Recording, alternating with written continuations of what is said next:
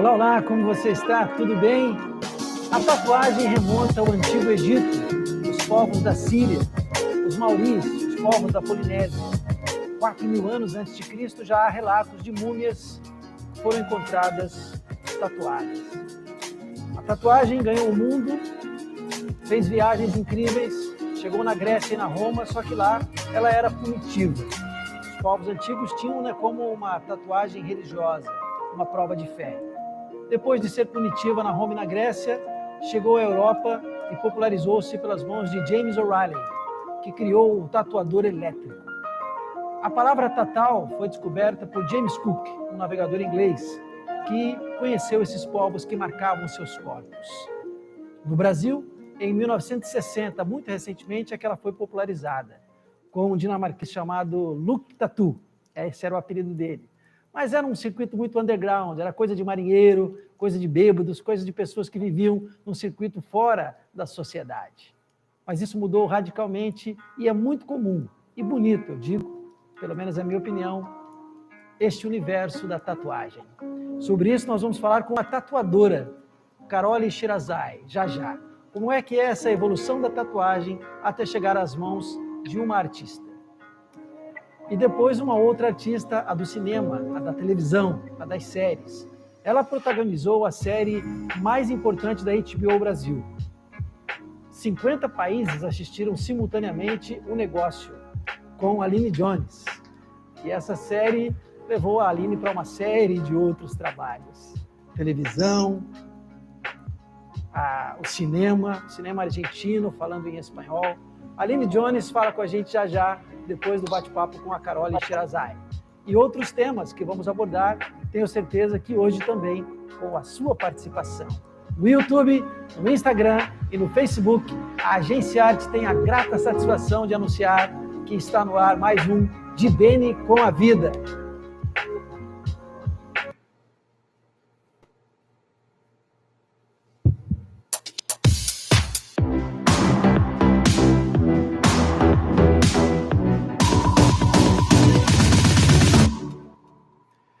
Muito bem, estamos ao vivo, direto de Porto Velho, horário daqui é 1 hora antes do horário de Brasília. Você que nos acompanha fora do estado e fora do Brasil, muito obrigado. Está no ar a edição de hoje do De Bene com a Vida. Semana passada conversamos com um artista de rua, o PP, e um morador dos Estados Unidos, um brasileiro negro, que falou sobre como é ser casado com uma branca em Charlotte. Hoje, como eu anunciei agorinha, uma tatuadora e uma atriz de cinema, falando com a gente sobre esse universo da mulher trabalhando em setores que muitas vezes foram muito mais do homem ou eminentemente machistas. Será que é isso mesmo? A Carole Shirazai é a convidada do primeiro bloco do programa. Ela já está com a gente, conversamos ao longo da semana, a produção bateu um papo com ela e a Aline Jones também já está pronta para conversar conosco daqui a pouquinho. Eu já agradeci as duas imensamente, porque estão ajudando o De Bene com a Vida a fazer história. Eu deixo já o meu boa noite e um beijão para a Aline, peço para ela uma pitadinha de paciência e o meu agradecimento à grande audiência que já está chegando e especialmente a Carole, que dá o seu boa noite agora para a gente.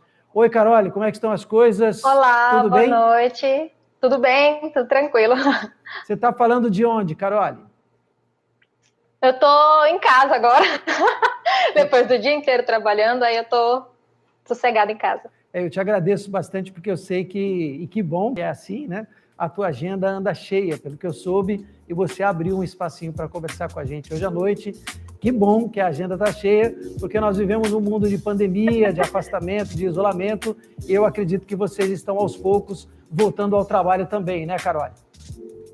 Sim, assim, ultimamente, né, a gente tem feito os agendamentos só uma pessoa por dia, aí aos pouquinhos vai aumentando, até porque para não ter aglomeração dentro do estúdio, né?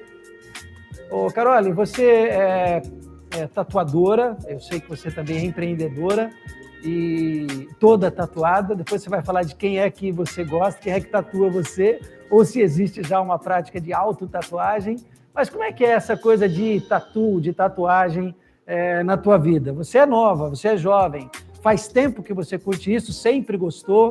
Como é que foi a descoberta da tatuagem? Na introdução você viu que eu falei um pouquinho sobre a história da tatuagem, depois a gente aborda mais alguns tópicos históricos, mas na história da Carole, como que é que a tatuagem entrou? Então, desde muito cedo eu já desenho, né? Então, assim, minha mãe falava que desde pequena eu me riscava inteira, tipo, desenhava o corpo inteiro. Aí ela ficava muito brava e tirava com álcool tudo de hidrocor que tinha nos meus braços. Aí, com o tempo, foi passando, eu continuei desenhando e fiz vários outros cursos. Quando entrei na faculdade, eu fiz biologia, né? E eu continuava desenhando. Tinha algumas aulas que tinham que desenhar, acabava desenhando até para colegas e tal. Aí eu conheci um tatuador em 2016. Estava procurando um local para ficar aqui em Porto Velho. Um local tipo para tatuar mesmo os porto-velhenses. Ele era do interior, de Paraná. E aí? Aí tá, conversando, né, trocando ideia, ele viu alguns desenhos meus. Aí eu fiquei fazendo a agenda dele. Nisso, ele viu os desenhos, né, viu que eu tinha, tipo, gosto pela tatuagem, eu sempre gostei. Eu tinha já umas 13 tatuagens quando eu conheci ele. Aí já fui tela dele, ele fechou praticamente esse meu braço aqui, que é o Denis, lá de Paraná. Uhum. Aí eu comecei a aprender com ele. E ele foi muito solícito, assim, porque eu sei o quão difícil que é essa profissão para a mulher. Porque, assim, as pessoas veem a gente como um pedaço de carne, querendo ou não, dentro de estúdio de tatuagem. Assim, ele foi muito gente boa na época, assim, ele deixou eu ficar no estúdio dele bom tempo, aprendendo, me ensinou tudo que eu sei hoje. Eu sei, assim, que se tivesse uma mulher para ensinar, eu também chegaria, né, e tentaria aprender com ela. Mas, assim, de todos os tatuadores que eu fui atrás, que fui conversar e tal, ele foi uma gente boa, que me respeitou e tudo, e ele, tipo, mesmo depois de não trabalhar mais com ele me apoiou, então foi, tipo, de boa. Ô, Carole, não são muitas mulheres, você conhece algumas colegas, como é que é a relação do homem com a mulher tatuadora e do cliente com a mulher tatuadora? Assim, vou fazer uma tatuagem, é uma mulher, sei não. Ainda existe isso? Como é que funciona esse universo? Então, eu tenho até pouco tempo de tatuagem, considerando com os tatuadores antigos aqui de Porto Velho. Eu tenho 3 anos, vou fazer 4 anos em abril do ano que vem. Aí, no começo foi meio difícil, porque eu pegava muito amigos, né? Como eu conheço muita gente, eu pegava alguns amigos para fazer tatu. Aí, com isso, ia ganhando um certo nome, porque via o meu trabalho e tal. E achavam até que eu era homem. Quando as pessoas chegavam no WhatsApp e falavam assim, mano, eu quero essa tatu aqui, não sei o quê. Eu falava assim, cara, é uma mulher, tá? Só pra você saber. Porque o pessoal não tem ideia de quantas tatuadoras tem em Porto Velho. E tem uma tatuadora daqui, que foi embora até pra Floripa, que é a Ellen. Que ela, tipo, me deu muito toque sobre isso. Porque, assim, hoje em dia, eu tenho um estúdio, que é o Boto Inc., né? Que ele só tem mulheres. E eu atendo tanto público feminino, masculino, LGBT, qualquer coisa, né? Qualquer ser humano. Então, assim, a princípio, alguns homens ficam meio assim, será que ela pode fazer esse tipo de serviço? Pode fazer esse tipo de trabalho? A gente fica meio desconfortável, não na questão de atendimento, mas sim, assim, de chegar alguém e querer, sabe, dar em cima, coisa assim. Acontece, mas a gente age como profissional. E no meu estúdio tem eu e a Débora, que tatuamos. A Débora tem mais ou menos o mesmo tempo de tatuagem que eu. E temos 2 aprendizes. Então, tipo assim, eu quero levar esse estúdio com um nome feminino. Apesar de ser um boto, né, que simboliza, porque é regional. E eu gosto muito dessa simbologia regional daqui. Então, assim, eu quero levar para frente um estúdio só com mulheres. 100% mulheres tatuadoras. Tanto que a nossa bodypiece também é mulher. Você nasceu aqui, Carole? Sim, eu sou daqui de Porto Velho, natural, crescida e criada. Você tem essa referência do boto, da nossa tradição cultural, que hora dessas aqui no programa a gente explica bem para a nossa audiência no Brasil e fora do Brasil, mas muita gente sabe que o boto tem tudo a ver com a Amazônia e nos nossos belíssimos rios, alguns deles ainda têm muitos botos. E você está usando o brinco, inclusive, com a marca do teu estúdio, né? Do estúdio. Sim, sim. Como é que foi o período de pandemia, o período de afastamento, Carole? Sem trabalhar, foi período de estudo, de depressão, de muita série. Como é que foi? Deve ter sido muito difícil, né? Como foi para todos nós? Né? Foi muito difícil, porque assim, eu tinha acabado de mudar para um ponto novo, com um novo estúdio, novo nome, nova equipe. Aí começou a pandemia, tipo, começo de março a gente já ficou meio assim, ai, vai ter que fechar, vai ter que fechar. A gente fechou. Ficamos, tipo, ninguém ia pro estúdio, ficava em casa, estudava, pegava videoaula. Tem bastante tatuadores que ensinam por videoaula. Tem também cursos que o pessoal tá tipo, dando um descontinho para aprender e tal. E eu peguei esse tempo para estudar mesmo. Quando ficava no abre e fecha, a gente tentava voltar algumas vezes, né? Nesse meio tempo de querer voltar, eu voltei tipo, um final de semana para tatuar, aí na segunda-feira entraram no estúdio e levaram todo o meu material. Aí eu fiquei mais triste ainda, porque eu tava de quarentena, tinha perdido um monte de cliente que não tinha, porque tem gente que não tem paciência, realmente, porque tipo, quero fazer imediatista. Mas assim, a gente tava em época de quarentena, a pessoa nem pra esperar voltar e tal. Ainda teve um furto dentro do estúdio, o roubo, né, entraram lá, levaram todo o meu material, tive um prejuízo enorme. Aí aos pouquinhos os meus amigos tipo, foram pagando coisas pra mim, material pra poder retomar. Mas, tipo, esse abre e fecha tipo, quebrou muito. Porque, assim, como nós somos, né, autônomos, então, assim, fica muito ruim. Fica muito ruim. Porque imagina. A gente depende disso. A gente depende exclusivamente disso. A gente ajuda em casa, a gente faz as coisas. Então, muita coisa, assim, desse abre e fecha prejudicou a gente. A gente sabe que a gente parou em alguns momentos. Tínhamos que parar, mas também soubemos também que muita gente não parou. Mas a gente não culpa ninguém por isso, porque a gente tem que, né, comer aqui, ajudar em casa e tudo. Mas foi bem difícil mesmo. Ô, Carol, como é que é a tua relação com a clientela que vai começar a tatuar? Eu, por exemplo, tenho algumas e a minha primeira foi uma espécie de rompimento de barreiras por causa dos traumas que eu tinha com agulha. Depois peguei gosto, dizem que pega e pega mesmo, né? Inclusive uma outra tatuagem que eu vou mostrar daqui a pouco tem a ver com outro trauma que era o de água, era o medo de água. E ela simboliza essa passagem também. Como é que é lidar com o primeiro? Eu tenho o Gil Tatu, que é o tatuador que fez algumas das minhas tatuagens, é um grande amigo, está nos vendo agora. Ele fala de uma história muito legal que um cara queria pintar, queria fazer um... Eu não vou nem dizer o animal, para o cara não saber que é dele que eu estou falando, né? E ele queria uma coisa grande no braço, assim, sarado, um bichão grande. Aí o Gil sugeriu um animal que não tinha tanta perfuração, não tinha tanta agulhada, que era mais o contorno, porque, né, ele sabia que ia doer. O cara falou, não, eu quero esse mais escurão, cheio, assim. E disse que na primeira hora o cara já estava lá chorando e já estava querendo desistir, já não dava mais. Aquele animal demorou para sair, porque o cara não imaginava que ia doer tanto. Como é que é lidar com isso? A pessoa chega muito com receio de que vai doer e, na verdade, dói. Mas é uma dor que passa. Né? Chega com receio que vai doer e realmente dói. Porque, assim, tatuagem, às vezes a gente fala assim, tatuagem não é para qualquer um, é para quem pode e para quem aguenta, né? Porque, isso assim, mesmo. Quando alguém chega e fala assim, é a minha primeira tatuagem, a gente tenta fazer com que a pessoa encontre algo que ela realmente goste. Porque assim, não adianta você empurrar qualquer coisa, qualquer desenho. Uma hora ou outra aquela pessoa vai desgostar do desenho, ou então vai querer cobrir mais pra frente, vai ser mais doloroso. Então, o primeiro cliente da primeira tatuagem, a gente tenta fazer ele pensar bem o que ele quer fazer. A gente dá dicas, tipo, você gosta de florais, então vamos procurar aqui um floral que combina com você. Alguma coisa também que não seja, tipo, que acontece, realmente, de alguém falar assim, não, eu quero um dragão sentado no São Jorge, entendeu? Uma coisa assim bem bizarra, que a gente fica assim, gente, pra quê? Mas a gente faz, assim, destrincha, né, o desenho e tenta colocar uma ideia que realmente caiba para a pessoa colocar na pele, até porque a gente não pode empurrar qualquer coisa, a gente não quer tirar o dinheiro da pessoa, a gente quer levar uma arte para a pele dela, para que ela guarde aquilo e fale assim, poxa, uma pessoa lá em Porto Velho, nem que ela esteja, tipo, em São Paulo, porque eu tenho clientes assim, eu tenho clientes que, por exemplo, tem uma tatuagem que eu fiz, que é do pôr do sol de Porto Velho, e a moça não é daqui. Aí eu fiquei assim, caraca, tu não é daqui, tu quer fazer o pôr do sol de Porto Velho?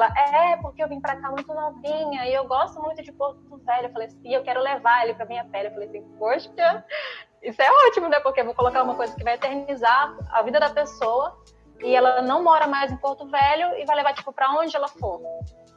E você tem ou enfrentou 2 tipos de preconceito, eu vou perguntar para você, tá? Um você já abordou, mais ou menos, mas vai aprofundar mais se puder, que é o da mulher no mundo da tatuagem, ok.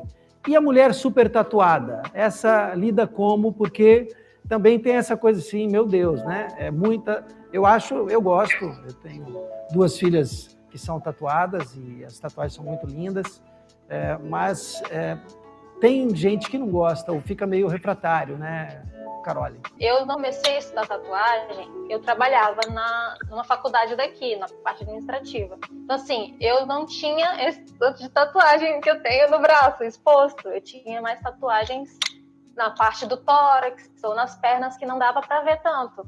Então, assim, é chato porque às vezes a pessoa acha que é qualquer coisa. Leva para o lado assim, não, deve ser marginal, é drogada.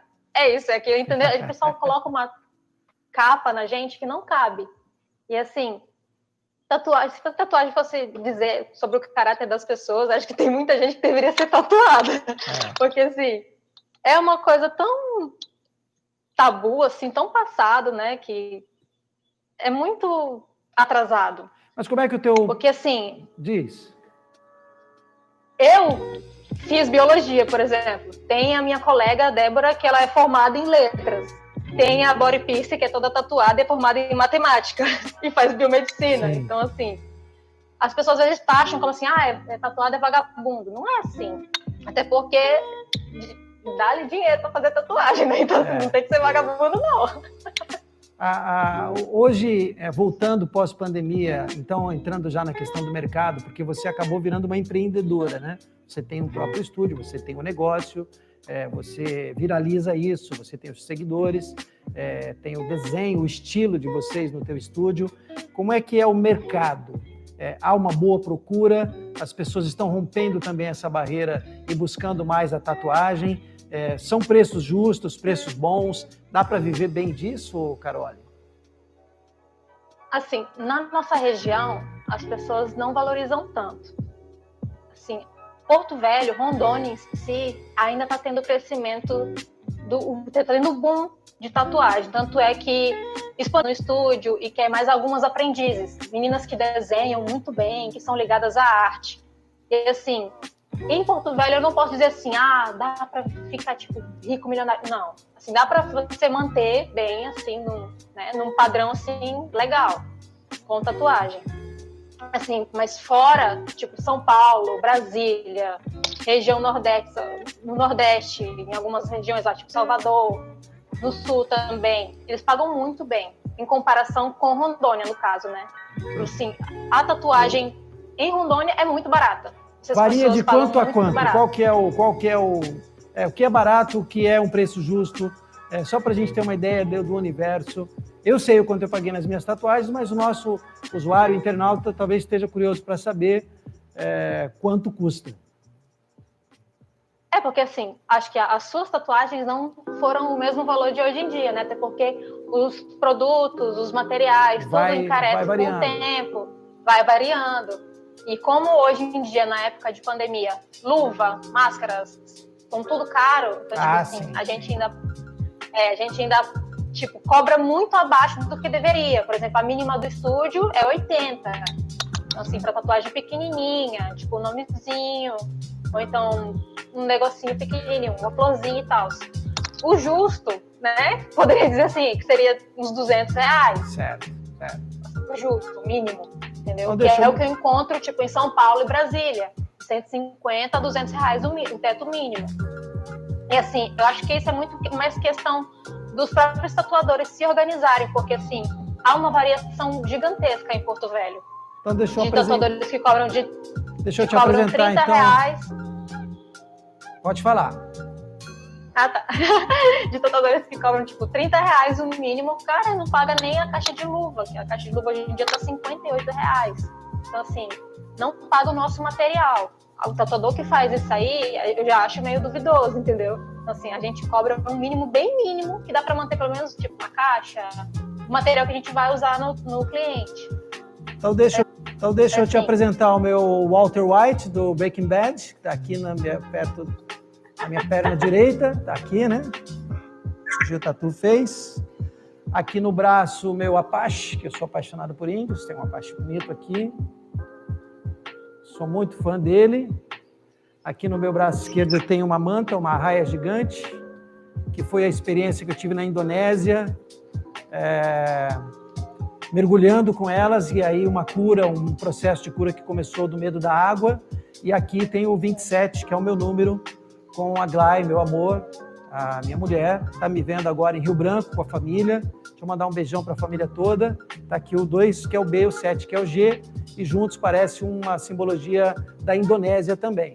E na perna esquerda eu tenho outro, que é um gato, aí não dá para levantar para mostrar, que é na batata da perna, mas são as minhas, já com pretensões de fazer outras no futuro próximo, dentro de uma perspectiva de que não fique tão caro, né? Porque pelo que você está falando eu já fiquei meio assustado. Mas, Carol, quem que tatua você? Já que eu falei das minhas, e essas que eu mostrei foram feitas pelo Gio Tatu, e a outra que está na batata da perna eu fiz lá na Indonésia. Bom, as últimas tatuagens que eu fiz tem um tempinho já, que foi uma na perna, que é o Aquaman, e o Batman, que eu fiz com o Monkey Tattoo, lá de São Paulo. E eu fiz a na cabeça também, que foi com um amigo meu lá de São Paulo, que trabalhava antes no Tatuyu, que é o André Melo. E assim, eu já fiz com o Denis, que é daqui de Paraná. Eu fiz com o Walter, de Cacoal. Já fiz com o Hudson, de Cacoal. Já fiz com o Tim, daqui de Porto Velho, o Vini, de Porto Velho. A maioria eu tatuei com homens, até porque, assim, na época que eu comecei a tatuar, tipo, tinha eu e mais algumas poucas tatuadoras. Então, assim, às vezes a gente pesquisa mais pelo trabalho, né? Então, assim, eu fui no tatuador X porque ele trabalha com isso. Isso, assim, é bem legal, porque, assim, você pega um profissional que entende daquele tipo de tatuagem. Carol, deixa eu ver de novo essa da tua cabeça para perguntar qual é a parte do corpo que dói mais. Então, pelo incrível que pareça, a cabeça não doeu. Pois é. A cabeça não doeu. O que doeu foi só o finalzinho aqui. Certo. Porque que é tipo uma ventoinha. E o local que mais doeu, assim, eu acho que foi a barriga. A barriga e entre o peito aqui perto do externo. As mãos também e os dedos doem bastante e o pé também dói. Quem quiser conhecer melhor a Carole, o seu trabalho, o seu estúdio, trocar ideia, descobrir que universo é esse, se aprofundar nessa prosa depois do De Bem com a Vida, quais são os contatos, Carole? Você está no Insta, está no Face, o estúdio também? Uhum.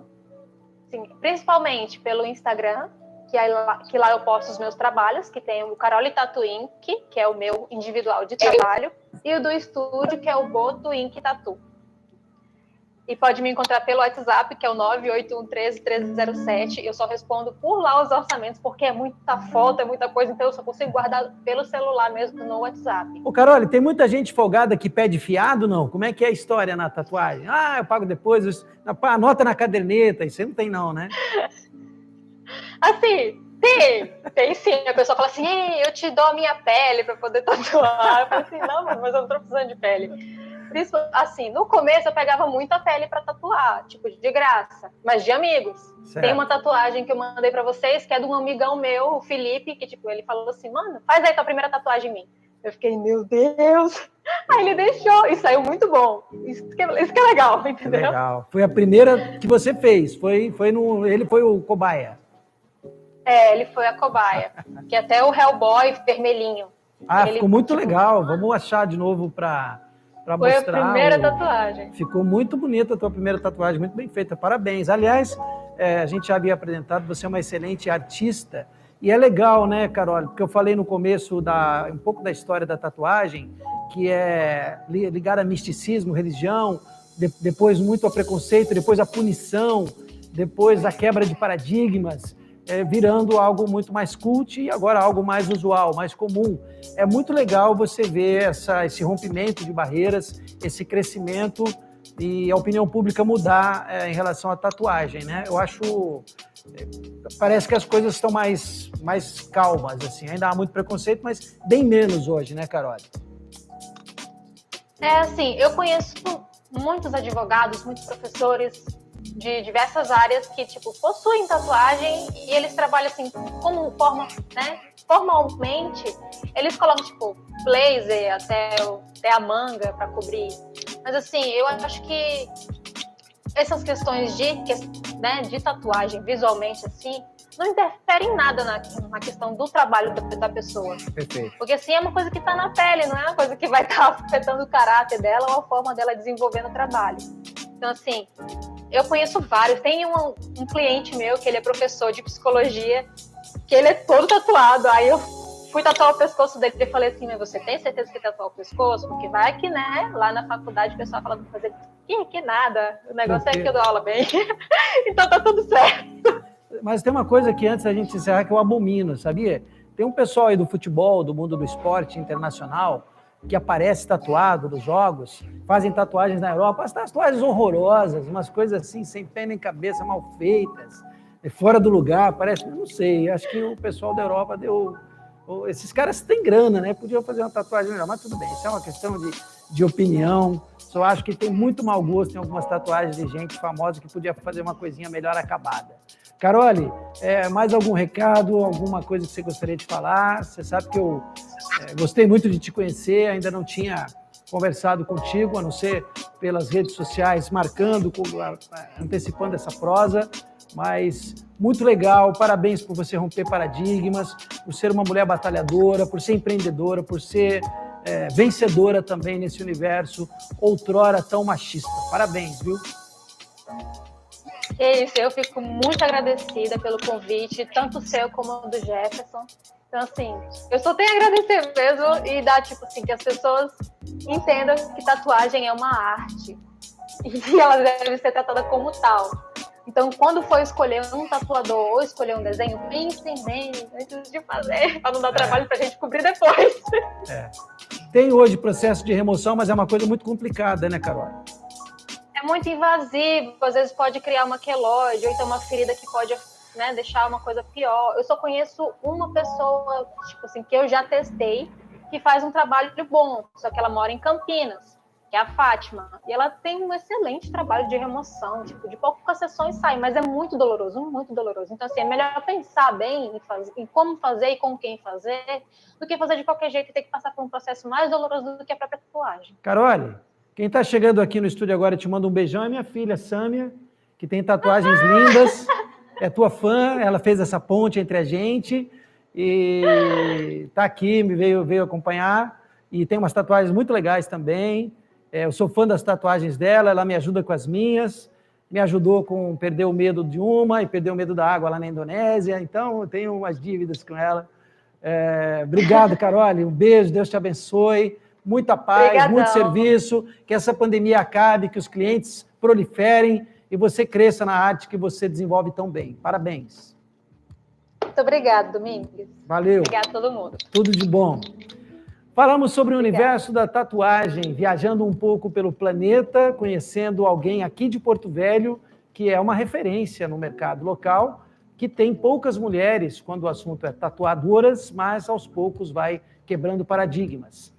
E nessa live nós falamos sobre precificação da floresta, sobre Bitcoin da floresta, Green Bonds, sobre indígenas, sobre floresta em pé. Ela é uma defensora de causas ambientais. Mas protagonizou a série mais bem-sucedida da HBO Brasil, O Negócio. Lançado em 50 países simultaneamente, O Negócio teve 4 temporadas bem-sucedidas e com essa atriz que também foi para a TV Cultura, fez um filme argentino recentemente, onde faz um papel muito forte, muito contundente, e outros muitos papéis e desempenhos na TV, no cinema e outras artes. Tenho o privilégio de, ao me despedir da Carole Shirazai, conversar com a atriz Aline Jones, a quem eu dou uma boa noite muito carinhoso, muito afetuoso e muito agradecido também, porque foi outra que abriu a agenda e encaixou de bem com a vida para conversar conosco. Aline, boa noite, muito obrigado, é uma alegria conversar com você de novo, depois daquela live que a gente fez, que foi super bem sucedida. Boa noite, Aline. Boa noite, querido, uma honra estar aqui. Obrigada pelo convite. Aline, você está falando de onde agora? Está no Rio Grande ainda? Não, tô em São Paulo. Aquela live que a gente Vim fez, você fazer estava numa cidade do Rio Grande do Sul, né?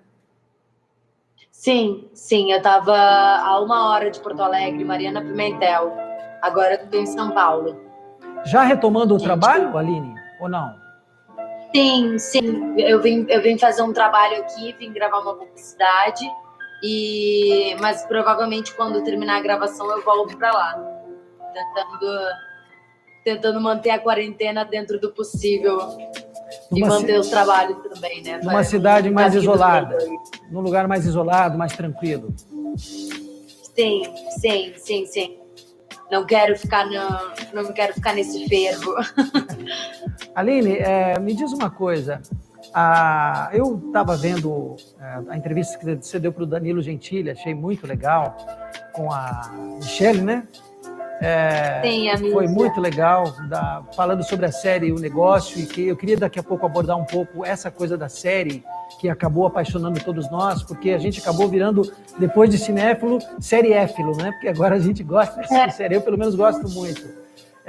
Aline, sim. Você é atriz desde quando? Desde sempre? Porque a tatuadora que falou com a gente agora, a Carole, não sei se você conseguiu acompanhar, ela não era daquelas crianças que desenhava na parede, ela desenhava nela mesma, né? Então foi aí que ela se descobriu tatuadora, né? Você é atriz, eu estava escutando. Você é atriz desde sempre? Cara, sim. Foi difícil entender que realmente é uma profissão que eu sempre quis, desde pequenininha. A única coisa é que quando eu era pequena, eu era muito mais uma menina exibida que o entendimento do que era ser atriz, assim. Mas eu era que organizava as apresentações na Páscoa, no Natal, no colégio. Então, foi realmente alguma coisa que veio de dentro e que a minha mãe, graças a Deus, viu e me incentivou a seguir esse caminho. Acho que eu tinha uns 7 anos quando eu comecei a fazer teatro na escola. E sabia que era aquilo? Você descobriu assim cedo mesmo? É uma coisa... A lembrança que você tem é que era algo que já estava intrínseco, já era teu. Sim, mas eu tenho uma virada, um ponto de virada na minha infância com o teatro, que eu sempre quis fazer parte do grupo das meninas populares, assim, do colégio. E eu nunca conseguia, não tinha talento para ser patricinha. E aquilo me deixava um pouco frustrada. E eu me lembro que as freiras do meu colégio, elas me deram na época, era tipo um cheque de R$150, que na época era tipo uma fortuna. E elas me deram para montar um espetáculo na escola, de final de ano, para os pais. E aí eu montei o Mágico de Oz. E eu me lembro que ao longo do ano eu fui ensaiando a peça, eu era figurinista, atriz principal, diretora, eu fazia tudo, né? Mas aos poucos as pessoas foram me reconhecendo pelo teatro e vendo de alguma forma o meu valor, onde estava a minha potência. E eu acabei ficando, não vou dizer assim popular, como o grupo das patricinhas, mas eu me senti muito potente, assim, acho que era a 7ª série. E eu lembro disso ter sido um ponto de virada, de eu ter percebido que com o teatro, com a arte, eu tinha uma voz e eu era reconhecida por aquilo e aquilo me tornava alguém dentro da escola. Eu acho que ali foi quando, de fato, eu decidi que eu ia tornar isso uma profissão, assim. E aí, do teatro para outras mídias, para as outras artes, foi como? Como foi a transição? Porque o teatro, ele tem uma magia, um encanto, uma presença, uma espontaneidade e uma disciplina diária que é brutal, né? Porque você repete o texto, repete a performance, sendo um novo público, uma nova gente, então você precisa se superar constantemente. Daí você passar para uma linguagem de cinema, uma linguagem de TV, não são universos em que todos trafegam com tranquilidade, né, Aline? Não é simples a transição, né? Sim, realmente, assim, depois de bastante...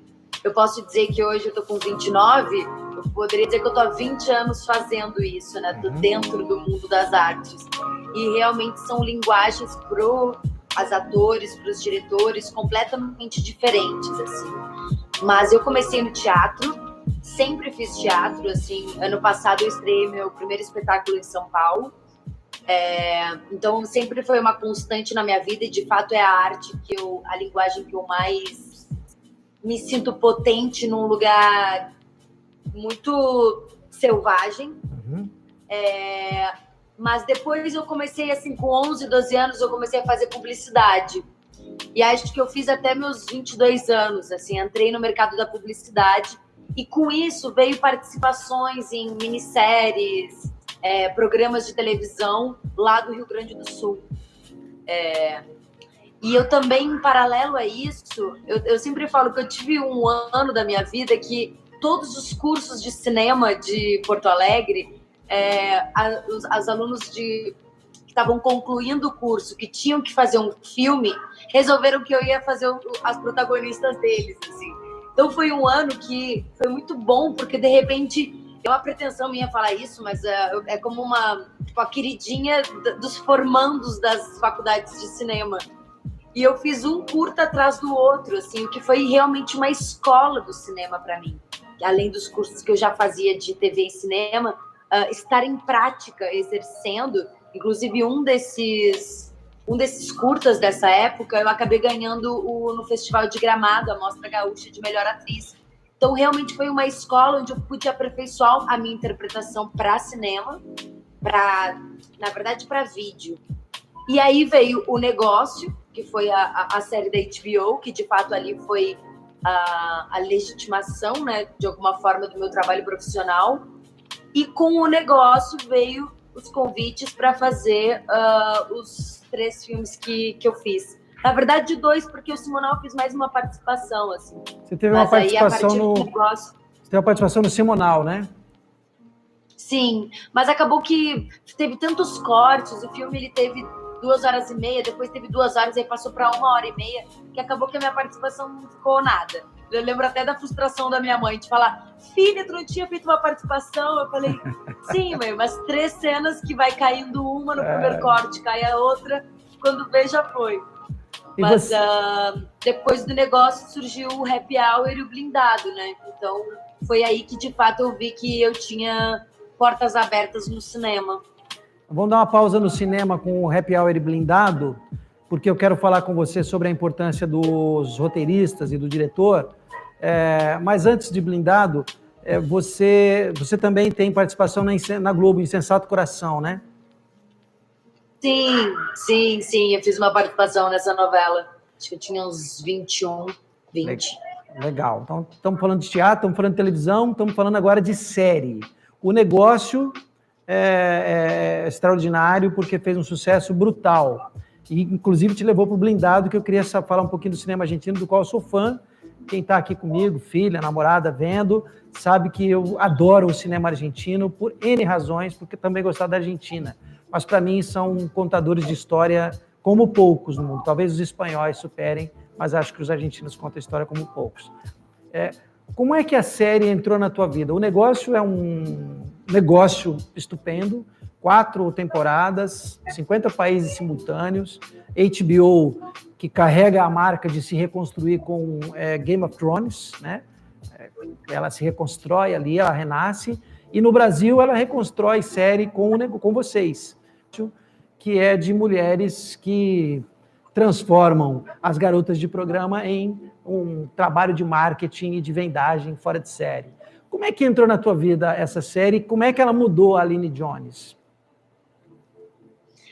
Sabe que eu estava pensando nisso hoje, porque foi muito legal você me perguntar isso, porque de fato foi uma coisa que eu pensei hoje.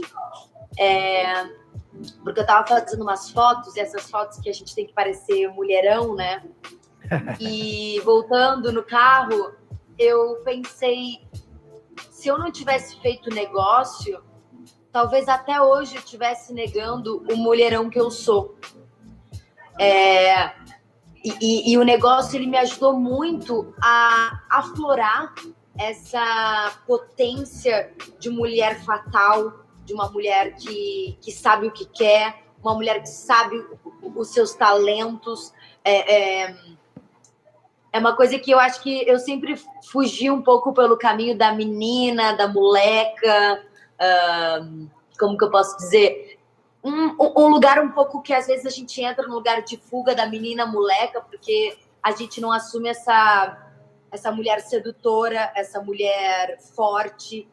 E eu acho que eu demorei um tempo para entender, porque quando eu entrei, o primeiro teste que eu fiz, e aí respondendo a tua pergunta de como o negócio entrou na minha vida,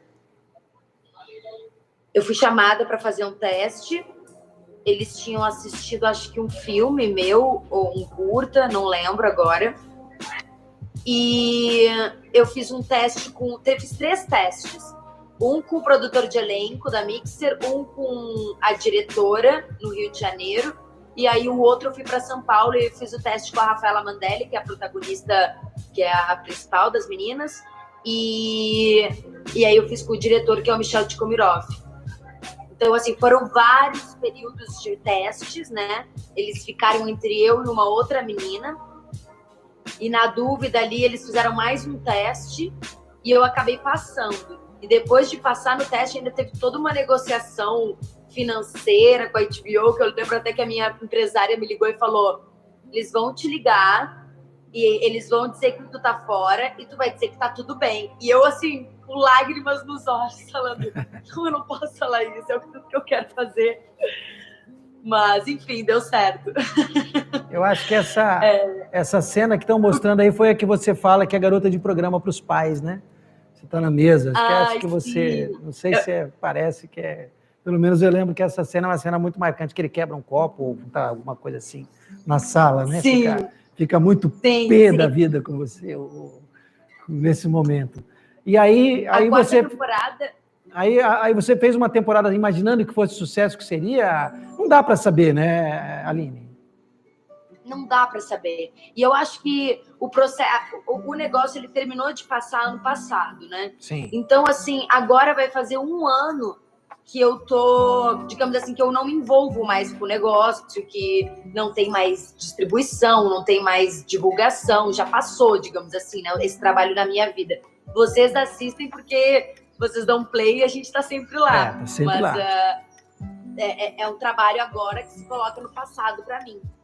E é só agora que eu tô me dando conta de todas as transformações que esse trabalho gerou na minha vida, no reconhecimento, que é um reconhecimento que é um pouco aquele dilema prestígio e fama. Uhum. É um trabalho que me trouxe muito prestígio, assim. Ele não é um trabalho que me deu popularidade, então, assim, não é como uma novela da Globo, mas, ao mesmo tempo, é um trabalho que tem um público específico e é um trabalho que tem uma qualidade que eu acho que as séries brasileiras ainda estão galgando essa qualidade, assim.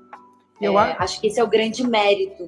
Na minha opinião, ela passa muito, não só pelo desempenho de vocês, que é muito bom, mas porque a série brasileira pecava, ou peca em algumas que não foram bem sucedidas, porque os roteiros não eram bons, eles eram meio desconexos. E nesse caso, não. Você tem um trio de roteiristas muito bom que faz a história ser tocada de uma maneira incrível, né? Sim. Camila Rafante, Fábio Danese, Alexandre Soares, os 3 são maravilhosos. Isso remete também, então, a gente está vendo um pouquinho de você na TV Cultura, ao que a gente vai agora ver, que é o cinema argentino, que é de mestres no roteiro, né, Aline? Eu não sei se eu exagero, talvez por ser muito fã, e aí eu corro o risco de ser messiânico demais no sentido do Messi, né? E de Eduardo e do Darín, que eu adoro. Mas não é, eles são realmente bons roteiristas e contadores de história, né? O cinema argentino é muito evoluído. Sim, eles têm uma escola de roteiro e um treinamento de roteiro muito especial, assim. Acho que a gente, como brasileiros, a gente aprende muito, importa muito o jeito dos Estados Unidos fazer série, né? Porque, afinal de contas, esse gênero a gente consome muito as séries americanas. Mas eu sinto que o cinema argentino, ele tem o tempo das cenas é mais estendido, surpreendentes, que tu não tira o espectador para burro. Dramas psicológicos, que eu acho que isso é uma coisa que Drama psicológico é um gênero que a gente não tem muito aqui no Brasil, assim, a gente não faz muito bem. Eu posso até estar falando merda e pode ser que em algum momento alguém comente, não, Aline, tem a tal série, tem tal filme. Até me falem, porque assim, eu acho que a gente ainda tem muito para aprender e os argentinos são uma boa referência do que a gente pode fazer com uma cara mais latino-americana. Perfeito. Você vai ver, vai falar de Um Segredo dos Seus Olhos ou outros grandes filmes ganhadores de prêmio, eles têm uma razão de ganhar o prêmio porque são histórias extraordinárias. E eu penso que pega isso muito também do... São vários, né? Tem filmes incríveis. O Blindado, como é que ele entrou na tua vida? Como é que surgiu? Você faz uma mulher marcante, é Selva, né, o nome, e você teve que aprender ou reaprender o espanhol, ou aprender o espanhol de verdade, porque o espanhol argentino é um espanhol argentino, né? Sim. O Blindado surgiu na minha vida porque eu já tinha feito uma coprodução Brasil e Argentina, um filme do Eduardo Albergaria chamado Happy Hour. E nesse filme eu conheci os dois argentinos, que era eu, a Letícia Sabatella, o núcleo principal ali, e o Pablo Echarri e o Luciano Cáceres. E o Lu, a gente ficou muito amigo durante as filmagens, e ele estava fazendo Blindado quando ele soube que precisavam de uma brasileira. E ele me indicou. E os produtores já tinham visto o negócio na HBO. Então, na verdade, foi, de fato, um convite. Eu estava gravando uma série aqui no Brasil, lá em Florianópolis. Eu estava fazendo sotaque da ilha de Florianópolis, em Santa Catarina, Sim. que é um sotaque muito específico, assim. Muito, muito. E aí eu lembro que me ligaram, um produtor argentino, para me mandar um roteiro, para me convidar para fazer um filme argentino. Não era nem para fazer um teste. Eu lembro de ter ficado um pouco incrédula e achar que eu que não tinha entendido direito. Eu falei assim, não, ele deve estar me convidando para fazer um teste. Não, foi um convite. Tipo assim, nós sabemos que é você que a gente quer. E foi a primeira vez na minha vida que eu tive um convite grande e as pessoas confiaram no meu trabalho sem eu precisar fazer um teste. Isso me deixou muito feliz, assim, me deixou muito lisonjeada. E aí fui, eu já sabia espanhol, porque eu nasci em Porto Alegre, e aí minha mãe é de Jaguarão, que é a fronteira com o Uruguai, Rio Branco. Então a gente já tinha ali uma familiaridade com o espanhol, mas eu, de fato, fiquei fluente lá. A Selva, minha personagem, é uma brasileira que mora na Argentina, então eu tive fono, mas ao mesmo tempo eles não queriam que eu parecesse completamente argentina. Tinha, digamos assim, eu era um pouco café com leite nisso. Mas depois de gravar 2 meses, lá, novembro, dezembro, eu viajei pela Patagônia, eu fiz um mochilão janeiro inteiro e emendei com a promoção do Happy Hour, que era a coprodução que eu tinha feito, que estava estreando lá. Então, ao todo, acho que foram mais ou menos 5 meses que eu fiquei direto em Buenos Aires. E aí eu fiquei fluente, fiz um namoradinho argentino, e aí a gente aprende a falar eu te amo, aprende a xingar em espanhol. Que legal. Aline, a gente já está caminhando para a reta final do programa e é uma pena que eu queria falar muito mais coisas com você, especialmente dessa personagem e do cinema. E você falou de Jaguarão e do Uruguai. Tem uma obra-prima no cinema para mim, que é um filme uruguaio chamado O Banheiro do Papa, que eu adoro de paixão. Eu acho dos filmes mais lindos já produzidos. Que bom que você conhece, porque aí você sabe que eu não estou exagerando nem um pouco. É um filmaço, né? Nossa. Uma história super bem contada, eu recomendo. Aí o Uruguai também despontando, né? E que bom que o Brasil também, com roteiristas, com uma nova safra, está caminhando para um cinema mais qualificado ainda. A gente fica feliz com essa geração de atores, atrizes, roteiristas, diretores, pegando influências de um mundo globalizado, que é um mundo que precisa se reinventar e se rever depois desse período de pandemia, né, Aline? Talvez o cinema, talvez a arte possa ajudar a gente a respirar um pouco melhor. Você concorda? Com certeza, a gente está precisando de um pouco de esperança, né? Inclusive, por isso que eu tenho cada vez mais pensado na minha vertente como diretora, que é um caminho que eu já tenho uma trajetória, mas eu nunca pisei o pé com força, assim, com foco. E agora, na pandemia, me fez pensar que eu preciso levantar projetos e me colocar para dirigir projetos para que eu possa, de alguma forma, levar um pouco de esperança, otimismo e vislumbrar caminhos que a gente possa sair desse lugar tão triste que a gente está se emburacando, né? Todos estamos precisando aprender a escrever um novo roteiro, né, Aline? Exato.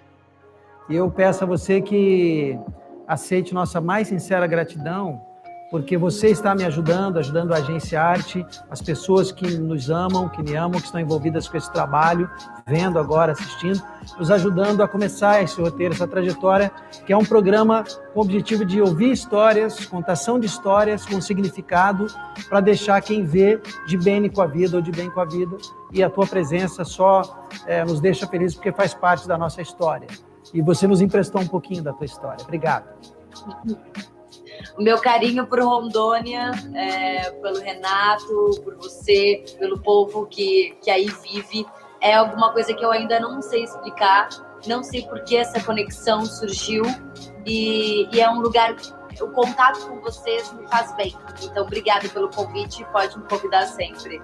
Esse pedaço da Amazônia te espera e tenho certeza que vai surgir roteiro, ideia, nosso espaço do planeta, que é uma maravilha. É bem-vinda. Beijo, tchau, fica querido. com Deus. Obrigada. Muito bem, gente. Obrigado, Carole. Obrigado, Aline Jones, a Soma Comunicação, Renato, Aline, todo o pessoal Camilo, que nos ajudou, a turma toda aqui da Agência Arte, quem nos deu aquela força enorme e compartilhou, está assistindo depois do ao vivo, nos reprises, nos replays. E antes de terminar, porque o Jefferson foi bonzinho, me deu mais um minuto, e eu tenho como tradição, e eu peço a você que me siga lá, acompanhe no Beni Domingues, os meus vídeos de 1 minuto, que são mensagens que eu tenho transmitido ao longo do tempo, além dos textos de 280 caracteres. Hoje, não tem como não pensar sobre tatuagem e sobre a mulher no cinema e sobre as artes.